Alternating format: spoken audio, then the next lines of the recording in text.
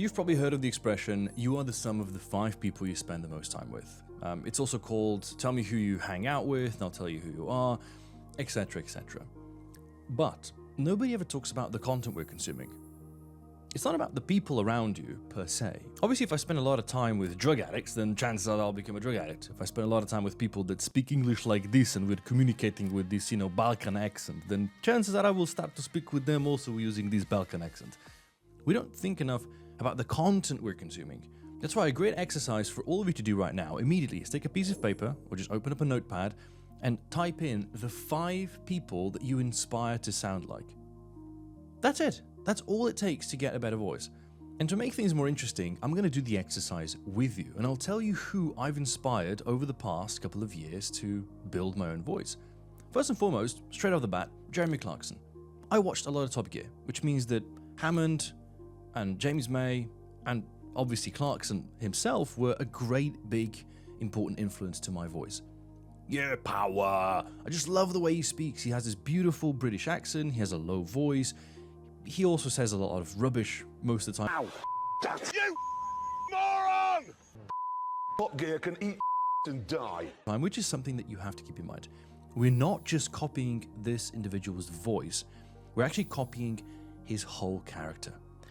And this is where I think maybe the second person comes in that is very important to me, and that is the role of Patrick Jane, played by Simon Baker, in the TV show The Mentalist.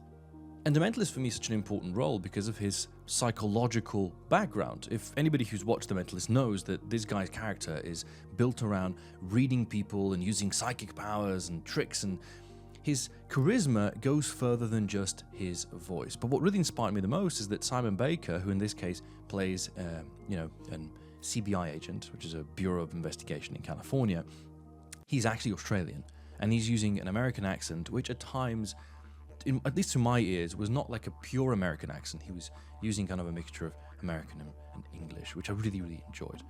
Then, how can I go beyond mentioning David Attenborough, who is the most famous voice of National Geographic shows forever? Probably this guy's voice will never leave because they'll clone him using AI. But his voice is just so calm and soothing to listen to. A Pallas's cat. He has the densest fur of any cat in the world. Another brilliant inspiration for what can be done with your voice. Then I can't ignore somebody like Anthony Bourdain, who, even though he is an American-speaking individual, has such a great love and passion for food. His choice of words is among maybe the highest I've ever encountered. Really? Are these prime fishing waters? I don't know about this.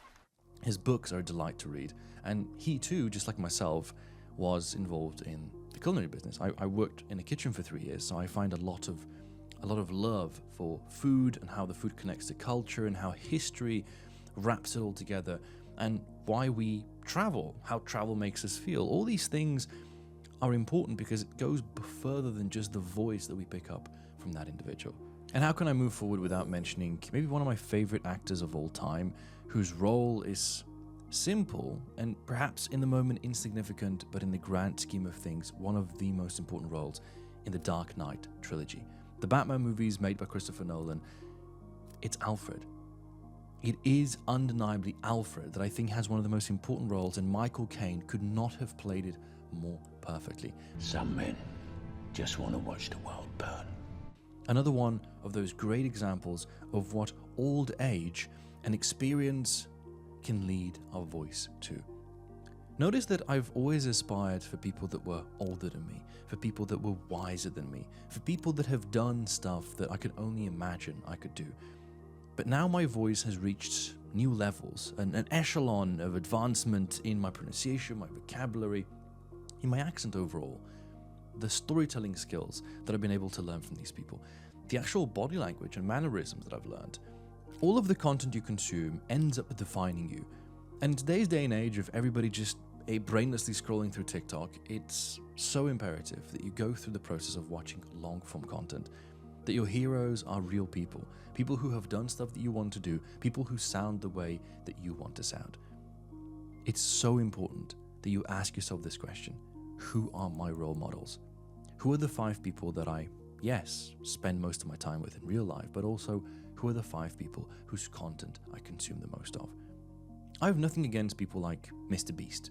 He is by far the biggest and most successful YouTuber of all time, but I don't think there's a whole lot that you will learn from his voice, or his content, or the way that he speaks. Giving that new roster spot to a YouTuber! So why not find a better role model? Why not look towards people who have done acting, people who are writers, people who are presenters, people who are the voices of some of the biggest shows in the history of the world. People who create quality content and help create, I think, in the process, a better world in which we live. Ask yourself, who are the 5 people whose content I consume the most?